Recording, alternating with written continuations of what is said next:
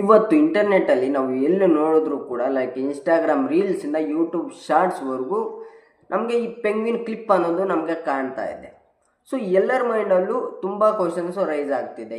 ಯಾಕೆ ಈ ಪೆಂಗ್ವಿನ್ನು ತನ್ನ ಜೊತೆಯಲ್ಲಿರುವ ಪೆಂಗ್ವಿನ್ಸ್ನ ಬಿಟ್ಟು ಸಮುದ್ರ ಕಡೆ ಹೋಗದಿರ 70 ಕಿಲೋಮೀಟರ್ಸ್ ಆ ಕಡೆ ಇರುವ ಆಪೋಸಿಟ್ ಡೈರೆಕ್ಷನಲ್ಲಿರುವ ಮೌಂಟೇನ್ಸ್ ಕಡೆ ಹೋಗ್ತಾ ಇದೆ? ಈ ಪೆಂಗ್ವಿನ್ಗೆ ಅಲ್ಲೇನಾದರೂ ಕಾಣಿಸ್ತಾ? ಇಲ್ಲ ಅಂದರೆ ಈ ಪೆಂಗ್ವಿನ್ ಈ ಪ್ರಪಂಚ ಬೇಡ, ನನಗೆ ಈ ಪ್ರಪಂಚದ ಸವಾಸನೆ ಬೇಡ ಅಂತ ಒಂಟಿಯಾಗಿ ಬದುಕೋಣ ಅಂತ ಹೋಗ್ತಾ ಇದೆಯಾ? ಸೊ ಈ ಥರ ತುಂಬ ಅಂದರೆ ತುಂಬ ಕ್ವಶನ್ಸು ರೈಸ್ ಆಗ್ತಿದೆ. ಆ್ಯಂಡ್ ನಮ್ಮ ಸೋಷಿಯಲ್ ಮೀಡಿಯಾದಲ್ಲಿ ತುಂಬ ಟ್ರೋಲ್ಸ್ ಅನ್ನೋದು ನಡೀತಾ ಇದೆ ಈ ಒಂದು ಪೆಂಗ್ವಿನ್ನ ಮೇಲೆ. ಇದ್ರ ಬಗ್ಗೆ ತುಂಬ ಜನ ಅವರವರ ಅಭಿಪ್ರಾಯವನ್ನು ಅವರು ತಿಳಿಸ್ತಾ ಇದ್ದಾರೆ. So what is the actual reality ಅನ್ನೋದು ಈ ಒಂದು ವಿಡಿಯೋದಲ್ಲಿ ನಾವು ಡಿಸ್ಕಷನ್ ಮಾಡೋಣ. ಅದಕ್ಕಿಂತ ಮುಂಚೆ ನಮ್ಮ ಕಂಟೆಂಟ್ ನಿಮಗೆ ಇಷ್ಟವಾದಲ್ಲಿ ದಯವಿಟ್ಟು ಸಬ್ಸ್ಕ್ರೈಬ್ ಮಾಡಿ ಆ್ಯಂಡ್ ಲೈಕ್ ಮಾಡಿ. ಯಾಕಂದರೆ ನಾವು ಇಷ್ಟು ಕಷ್ಟಪಟ್ಟು ಕಂಟೆಂಟ್ ಹುಡುಕಿ ವಿಡಿಯೋ ಮಾಡೋದ್ರಿಂದ ನೀವು ನಮಗೆ ಕೊಡೋ ಫಲಿತ ಅದು. ದಯವಿಟ್ಟು ಲೈಕ್ ಆ್ಯಂಡ್ ಸಬ್ಸ್ಕ್ರೈಬ್ ಮಾಡಿ. ಸೊ ಇನ್ನು ವಿಷಯಕ್ಕೆ ಬಂದರೆ, ನಾವು ಈ ಪೆಂಗ್ವಿನ್ನ ಬಗ್ಗೆ ಮಾತಾಡೋಕ್ಕಿಂತ ಮುಂಚೆ ನಿಮಗೆ ಒಬ್ಬ ವ್ಯಕ್ತಿ ಬಗ್ಗೆ ಗೊತ್ತಾಗಬೇಕು. ಸೊ ಆ ವ್ಯಕ್ತಿ ಹೆಸರು ಬಂದುಬಿಟ್ಟು ವರ್ನರ್ ಹರ್ಝಾಗ್ ಅಂತ. ಸೊ ಇವರು ಒಬ್ಬ ಕಲಾವಿದರು. ಸಿಂಪಲಾಗಿ ಹೇಳ್ಬೇಕಂದ್ರೆ ಇವರೊಬ್ಬ ಫಿಲಿಮ್ ಡೈರೆಕ್ಟರ್. ಸೊ ಇವರು ಒಂದು ಡಾಕ್ಯುಮೆಂಟರಿ ವರ್ಕ್ ಮಾಡ್ತಾ ಇರುವಾಗ ಕಂಡು ಬಂದ ಕ್ಲಿಪ್ಪೇ ಇದು. ಸೊ ಆ ಡಾಕ್ಯುಮೆಂಟರಿ ಹೆಸರು ಬಂದ್ಬಿಟ್ಟು encounters at the end of the world ಅನ್ನೋ ಡಾಕ್ಯುಮೆಂಟರಿ ಮೇಲೆ ವರ್ಕ್ ಮಾಡ್ತಾ ಇರಬೇಕಾದ್ರೆ ಇವರಿಗೆ ಪೆಂಗ್ವಿನ್ಸ್ ಬಗ್ಗೆ ಗೊತ್ತಾಗಬೇಕಾಗಿರುತ್ತೆ. ಅದ್ರ ಮೇಲೆ ರಿಸರ್ಚ್ ಮಾಡೋಕ್ಕೆ ಅಂಟಾರ್ಟಿಕಾಗೆ ಹೋಗ್ತಾರೆ, ಒಂದು ಸಮುದ್ರದ ಹತ್ರ ಪೆಂಗ್ವಿನ್ಸ್ನ ರಿಸರ್ಚ್ ಮಾಡೋದಕ್ಕೆ. ಸೊ ಅಲ್ಲಿ ಕಂಡು ಬಂದ ಕ್ಲಿಪ್ಪೇ ಇದು. ಎಲ್ಲ ಪೆಂಗ್ವಿನ್ಸು ಸಮುದ್ರ ಕಡೆ ಹೋಗ್ತಾ ಇದ್ದರೆ ಒಂದು ಪೆಂಗ್ವಿನ್ ಮಾತ್ರ ಸಮುದ್ರಕ್ಕೆ ಆಪೋಸಿಟ್ ಇರುವ ಆಲ್ಮೋಸ್ಟ್ 70 ಕಿಲೋಮೀಟರ್ಸ್ ಆ ಕಡೆ ಇರುವ ಮೌಂಟೇನ್ಸ್ ಕಡೆ ಹೋಗ್ತಾ ಇರುತ್ತೆ. ಆಗ ಇವರು ಈ ಒಂದು ವಿಡಿಯೋವನ್ನು ರೆಕಾರ್ಡ್ ಮಾಡಿ ವೈ ಅಂತ ಪೋಸ್ಟ್ ಮಾಡ್ತಾರೆ. ಯಾಕೆ ಈ ಒಂದು ಪೆಂಗ್ವಿನ್ ಮಾತ್ರ ಆ ಕಡೆ ಹೋಗ್ತಾ ಇದೆ ಅಂತ. ವರ್ನರ್ ಹರ್ಝಾಗ್ ಅವ್ರ ಟೀಮ್ ಅವರು ಕೂಡ ಅದನ್ನು ವಾಪಸ್ ಸಮುದ್ರ ಕಡೆ ಎತ್ಕೊಂಡು ಬಂದು ಇಕ್ಕಿದ್ರೂ ಕೂಡ ಸೇಮ್ ಅದೇ ಡೈರೆಕ್ಷನಲ್ಲೇ ಹೋಗ್ತಾ ಇರುತ್ತೆ. ಆ ಕಾರಣದಿಂದ ಇವರು ಈ ಒಂದು ಪೆಂಗ್ವಿನ್ ವಿಡಿಯೋವನ್ನು ವೈ ಅಂತ ಪೋಸ್ಟ್ ಮಾಡ್ತಾರೆ. ಸೊ ಇವಾಗ 2026 ಅದು ವೈರಲ್ ಆಗಿ ಎಲ್ಲರ ಮೈಂಡಲ್ಲೂ ಒಂದು ಕ್ವಶನ್ ಆಗಿ ನಿಂತಿದೆ. ಎಲ್ಲರೂ ಅಷ್ಟೇ ಈ ಒಂದು ಪೆಂಗ್ವಿನ್ನ ತುಂಬ ಟ್ರೋಲ್ ಮಾಡ್ತಿದ್ದಾರೆ, ಕಾಮಿಡಿ ವೇಯಲ್ಲೇ ಟ್ರೋಲ್ ಮಾಡ್ತಿದ್ದಾರೆ. ಬಟ್ ಕೆಲವೊಂದು ಸೆಕ್ಟರ್ ಪೀಪಲ್ ಮಾತ್ರ ಇದ್ರ ಮೇಲೆ ಅವರವರ ಅಭಿಪ್ರಾಯವನ್ನು ಇಷ್ಟ ಬಂದಂಗೆ ಅವರವರ ಅಭಿಪ್ರಾಯವನ್ನು ಅವರು ಕೊಡ್ತಿದ್ದಾರೆ. ಸೊ ಅದ್ರ ಬಗ್ಗೆ ಮಾತಾಡ್ತಾ ಹೋಗೋಣ. ಏನೇನು ಮಾತಾಡ್ತಿದ್ದಾರೆ ಈ ಒಂದು ಕ್ಲಿಪ್ನ ಮೇಲೆ ಅಂತ ಮಾತಾಡ್ಕೊಂಡು ಹೋಗೋಣ.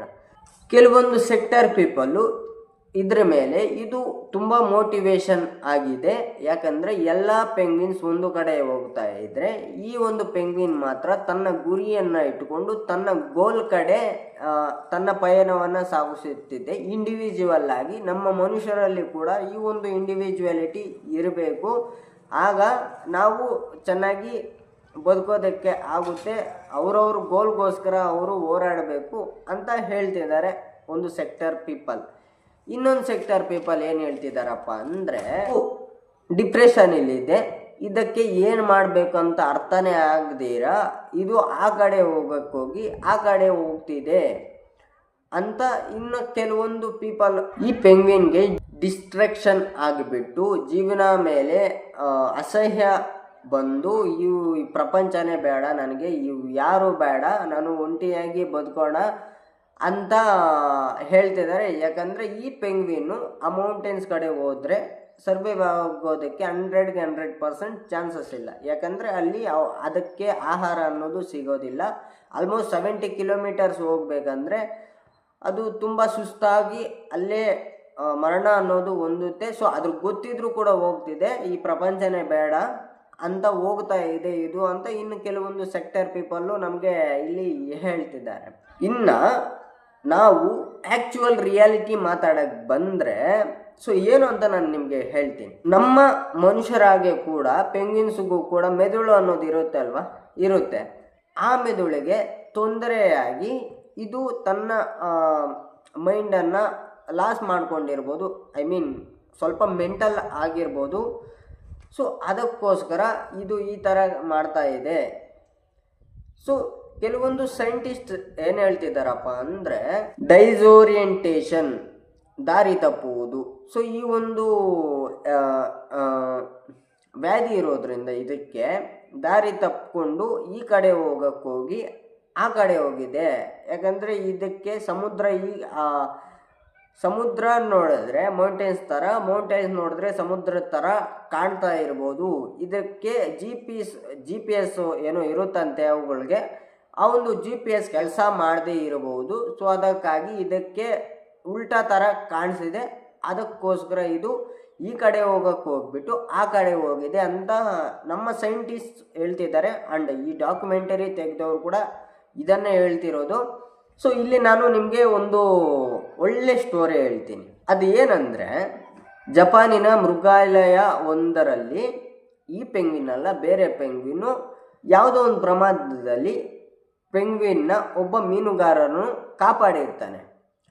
ಸೊ ಅದು ಆ ಮೀನುಗಾರನ ಗುರುತು ಇಟ್ಕೊಂಡು, ಐ ಮೀನ್ ಮೈಂಡಲ್ಲಿ ಇಟ್ಕೊಂಡು ಸುಮಾರು 1000 ಕಿಲೋಮೀಟರ್ಸ್ ಹೋಗಿ ಅವರನ್ನು ನೋಡಿಕೊಂಡು ಮಾತಾಡಿಕೊಂಡು ಬರುತ್ತಂತೆ ಒಂದು ಪೆಂಗ್ವಿನ್ನು. ಎವ್ರಿ ಇಯರ್ ಈ ಕೆಲಸ ಮಾಡುತ್ತಂತೆ ಈ ಒಂದು ಪೆಂಗ್ವಿನ್ನು. ಸೊ ಆ ಥರ ಏನಾದರೂ ಈ ಪೆಂಗ್ವಿನ್ನು ಯಾರಾದರೂ ಹೆಲ್ಪ್ ಮಾಡಿದರೆ ಅವರನ್ನು ಹುಡುಕೊಂಡು ಹೋಯ್ತಾ ಏನೋ ನಮ್ಗೆ ಗೊತ್ತಿಲ್ಲ. ಬಟ್ ಇದು ಬದುಕಿದೆಯಾ ಇಲ್ಲ ಸತ್ತೋಗಿದೆಯಾ ಅಂತ ಯಾರಿಗೂ ಗೊತ್ತಿಲ್ಲ. ಸೊ ನಮಗೂ ಗೊತ್ತಿಲ್ಲ, ನಿಮಗೂ ಗೊತ್ತಿಲ್ಲ. ಸೊ ಅದು ಏನಾಗಿದೆ ಅಂತ ಇದುವರೆಗೂ ಯಾರಿಗೂ ಗೊತ್ತಿಲ್ಲ. ಆ ಡಾಕ್ಯುಮೆಂಟರಿ ತೆಗೆದವರು ಕೂಡ ಗೊತ್ತಿಲ್ಲ. ಸೊ ನೋಡಿದ್ರಲ್ಲ, ನಿಮ್ಮ ಅಭಿಪ್ರಾಯವನ್ನು ತಿಳಿಸಿ ಈ ಒಂದು ಪೆಂಗ್ವಿನ್ನ ಮೇಲೆ. ಸೊ ಸುಮಾರು ಟ್ರೋಲ್ಸ್ ಅನ್ನೋದು ನಡೀತಾ ಇದೆ, ಅವರವರ ಅಭಿಪ್ರಾಯವನ್ನು ವ್ಯಕ್ತಪಡಿಸ್ತಿದ್ದಾರೆ ಸೋಷಿಯಲ್ ಮೀಡಿಯಾದಲ್ಲಿ. ಸೊ ಫರ್ಗೆಟ್ ದಟ್, ನಿಮ್ಮ ಒಪಿನಿಯನ್ ಕಮೆಂಟ್ ಬಾಕ್ಸಲ್ಲಿ ತಿಳಿಸಿ ದಯವಿಟ್ಟು. ಆ್ಯಂಡ್ ಸಬ್ಸ್ಕ್ರೈಬ್ ಮಾಡಿ ಆ್ಯಂಡ್ ಲೈಕ್ ಕೂಡ ಮಾಡಿ ಆ್ಯಂಡ್ ಕಮೆಂಟ್ ಮಾಡಿ ಕೆಳಗಡೆ ಹೇಗಿದೆ ವಿಡಿಯೋ ಅಂತ. ಆ್ಯಂಡ್ ನಿಮ್ಮ ಒಪಿನಿಯನ್ ಕೂಡ ತಿಳಿಸಿ. ಮುಂದಿನ ವಿಡಿಯೋದಲ್ಲಿ ಸಿಗೋಣ. ಎಲ್ಲರಿಗೂ ಬಾಯ್.